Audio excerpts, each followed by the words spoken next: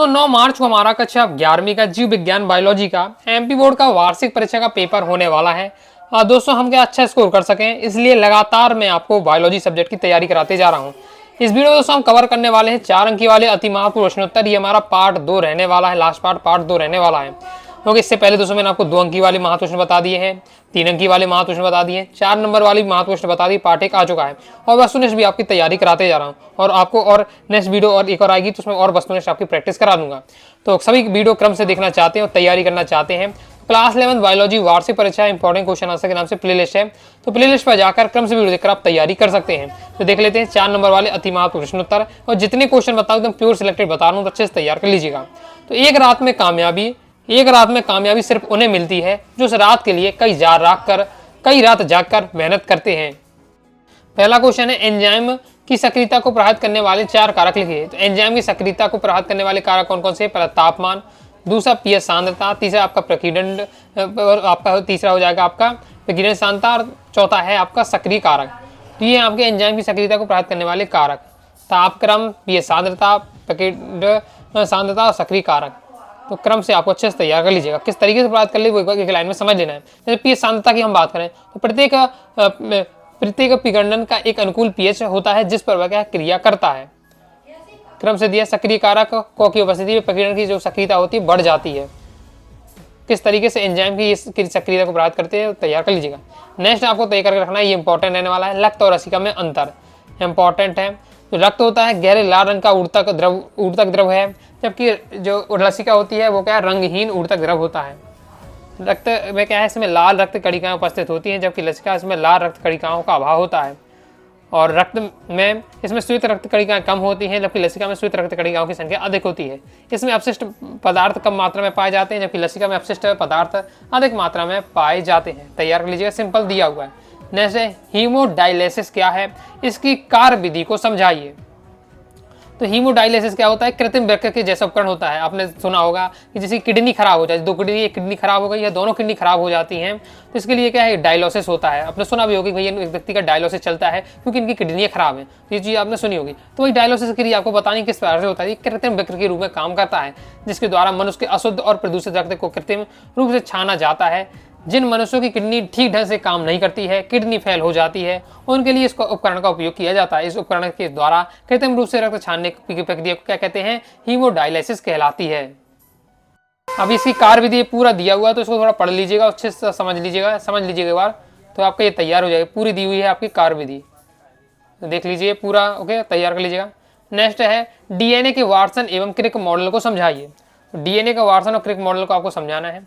तो डीएनए की आणविक संरचना को समझाने के लिए वाटसन एवं क्रिक ने डीएनए का द्विकुंडलिक मॉडल प्रस्तुत किया, जिससे संबंधित तथ्य इस प्रकार से। अब डीएनए का वाटसन और क्रिक का मॉडल आप क्या है कक्षा 12वीं की बायोलॉजी में पढ़ेंगे, बहुत ज़्यादा इंपॉर्टेंट रहता है। ओके, तो ये बहुत ज़्यादा इंपॉर्टेंट रहता है। और अभी आपका जैसे क्लास 12 की बोर्ड एग्जाम में हम बात करें, क्लास 12 की बोर्ड एग्जाम में बायोलॉजी में अभी आपका एमपी बोर्ड एग्जाम 26 में डीएनए का ये मॉडल आया था। ओके, तो आपको भी क्या है पढ़ के रखना है, कम इंपॉर्टेंट अभी आपके लिए, लेकिन एक बार नॉर्मल तरीके से पढ़ लीजिएगा। डीएनए का मॉडल, वाटसन और क्रिक का मॉडल, जिसमें आपका थ्योरी तो से ज़्यादा डायग्राम इंपॉर्टेंट रहता है, तो डायग्राम यहाँ सीख के रखना है डीएनए का द्विकुंडली मॉडल का। नेक्स्ट आपके ये पूरा दिए हुआ पॉइंट वाइज पॉइंट यहाँ पूरा समझाएगा, 8 पॉइंटों में पूरा वाटसन और क्रिक का मॉडल आपको समझाएगा, और डायग्राम आपका जी वैसे मैंने आपका डायग्राम रहने वाला है, तो डायग्राम आपको एक बार प्रैक्टिस कर लीजिएगा, बाकी कम इंपॉर्टेंट है आपको। अब नेक्स्ट जो हम क्वेश्चन देखने वाले हैं, ये 100% दोस्तों किसी न किसी सेट में आपको जरूर देखने को मिलने वाला है।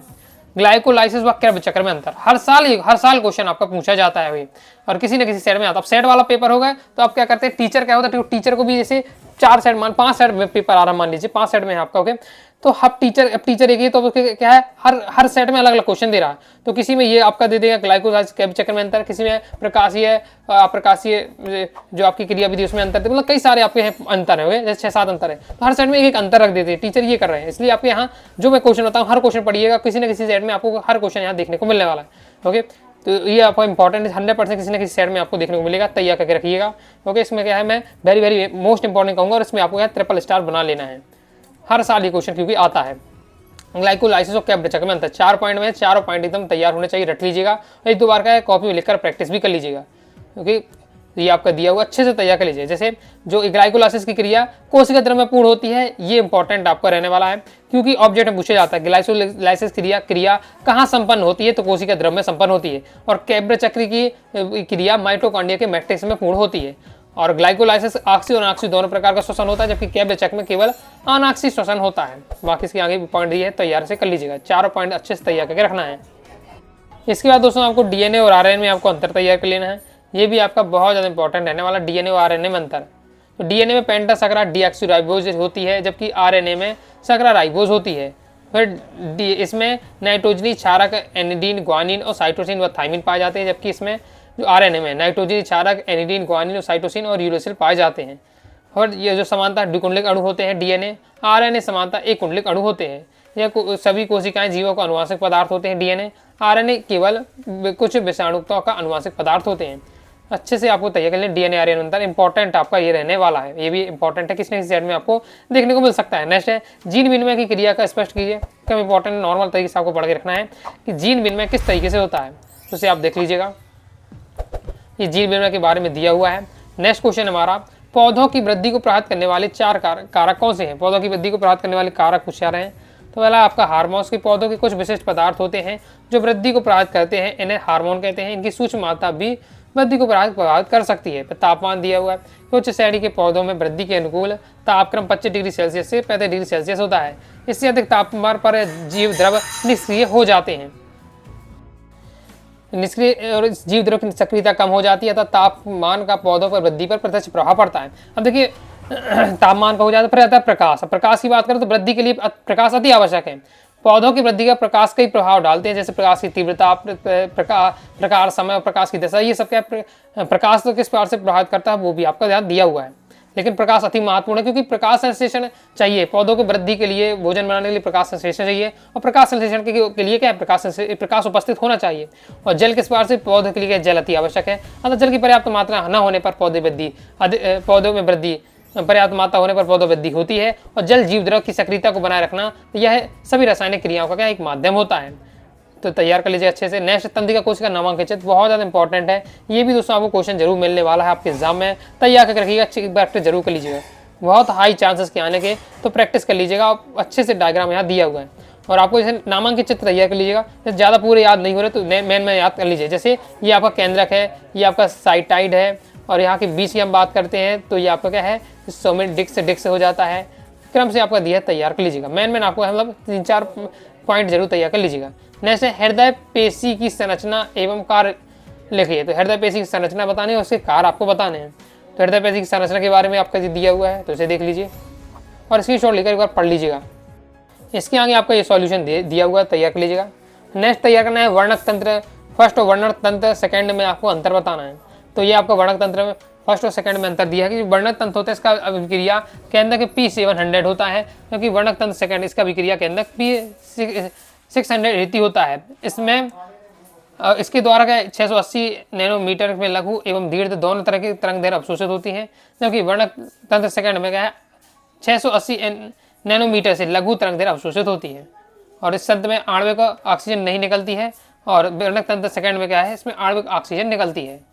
अंतर श्वसन निःश्वसन में अंतर, ये भी इंपॉर्टेंट है। ये भी किसी न किसी आपके सेट में जरूर देखने को मिल सकता है, बहुत ज़्यादा इंपॉर्टेंट ये भी आपका अंतर श्वसन और निःश्वसन में अंतर है। अंतर श्वसन में क्या है, इसमें वायुमंडल की ऑक्सीजन युक्त वायु फेफड़ों में प्रवेश करती है, जबकि इसमें फेफड़ों में कार्बन डाइऑक्साइड युक्त वायु बाहर निकाली जाती है। अंतर श्वसन यानी अंदर जाने वाली यानी ऑक्सीजन, निःश्वसन यानी बाहर छोड़ना यानी कार्बन डाइऑक्साइड निकलना। और इसमें फेफड़ों का वायु दाब वायुमंडलीय दाब की अपेक्षा कम होता है, जबकि निःश्वसन में इसमें फेफड़ों का वायुदाब बाहरी वायुदाब की अपेक्षा अधिक होता है। डायफ्राम चपटा और स्टेर्नम नीचे की ओर सुख होते हैं अंतर श्वसन में। निःश्वसन में क्या है, इसमें डायफ्राम गुंबदनुमा और तथा स्टर्म ऊपर खिसक जाता है। फिर नेक्स्ट है आपका प्लूरल गुहाओं का आयतन बढ़ जाता है अंतर श्वसन में। निःश्वसन में प्लूरल गुहाओं का आयतन कम हो जाता है। तैयार करके रखिए। नेक्स्ट है मेरुरज्जु की अनुप्रस्थ काट का नामक चित्र बनाइए एवं इसके प्रमुख कार्य लिखिए। तो ये आपके दिए हुए हैं मेरुरज्जु के कार्य पूछा है, तो मेरुरज्जु के कार्य आपके यहाँ दिया हुआ तैयार कर लीजिएगा। ये मेरुरज्जु के 4 आपको क्रिया दी कि मेरुरज्जु प्रतिक्रिया क्रियाओं का नियंत्रण एवं समन्वय करता है, मस्तिष्क के प्रेरणाओं को शरीर के विभिन्न भागों तक पहुंचाता है, तो शरीर के विभिन्न भागों से प्रेरणाओं को मस्तिष्क लाने इसका प्रमुख कार्य है। मेरुरज्जु तंत्रिकाओं एवं मस्तिष्क के बीच संबंध स्थापित करती है और ये अनैच्छिक क्रियाओं का नियंत्रण एवं समन्वय करती है। और यह डायग्राम भी आपको प्रैक्टिस कर लीजिएगा। जैसे पेशी संकुचन की क्रिया विधि लिखी, तो ये पेशी संकुचन के बारे में दिया, कम इंपॉर्टेंट लेकिन नॉलेज आपको पढ़ के रखना है एक बार। पेशी संकुचन के बारे में पूरा आपका दिया हुआ है। आगे देख लेते हैं। तो नेक्स्ट आपका हो जाता है पेशी संकुचन के बारे में। और नेक्स्ट लास्ट आपको तय करके रखना है मनुष्य के हृदय का नामांकित चित्र के। तो मनुष्य के हृदय का नामांकित चित्र ये भी आपको देख के रखिएगा, एक बार जरूर आपको प्रैक्टिस कर लीजिएगा। और हृदय के चित्र बहुत ज़्यादा महत्वपूर्ण, अगर बायोलॉजी के स्टूडेंट हैं और आपको हृदय का चित्र नहीं बन रहा तो कुछ मतलब नहीं हो कि हृदय के चित्र जैसे आपका तंत्रिका तंत्र का हो जाता है, उत्सर्जन तंत्र का हो जाता है, ये सभी आपके इंपॉर्टेंट रहने वाले हैं, अच्छे से आपको सीखा रखना है। तो इंपॉर्टेंट क्वेश्चन के दौरान मैंने जैसे 3 नंबर वाले इंपॉर्टेंट बताए, तो उसमें मैंने आपको मानचित्र बता दी थी। तो 4 नंबर वाले बता रहा उसमें मानचित्र कवर करा रहा हूँ, तो मैंने मानचित्र भी आपको क्या है इंपॉर्टेंट क्वेश्चन आंसर बताने के दौरान कवर करा दी। जो मैंने डायग्राम बताए हैं वो सब आपको अच्छे से तैयार करके रखिएगा। डायग्राम से कोई क्वेश्चन आपका बनता ही है। तो इस प्रकार से दोस्तों हमने लॉन्ग टाइप के क्वेश्चन आंसर भी कवर कर लिए हैं। ओके, तो प्रॉपर तैयारी करना चाहते हैं, 2 अंक की 3 अंक वाले अभी क्वेश्चन आपने नहीं देखे, प्रैक्टिस करना चाहते हैं, तो क्लास 11th बायोलॉजी की वार्षिक परीक्षा की इंपॉर्टेंट जो प्लेलिस्ट है, प्लेलिस्ट पे जाकर आप जरूर देख लीजिएगा। वीडियो पसंद लाइक करें, सब्सक्राइब जरूर दीजिएगा। इसके साथ ही टाइम व्हाट्सएप को ज्वाइन कीजिएगा। डाउट आता है कौन से आप जरूर पूछ लीजिएगा। मिलते हैं नेक्स्ट वीडियो में, तब तक के लिए बाय बाय।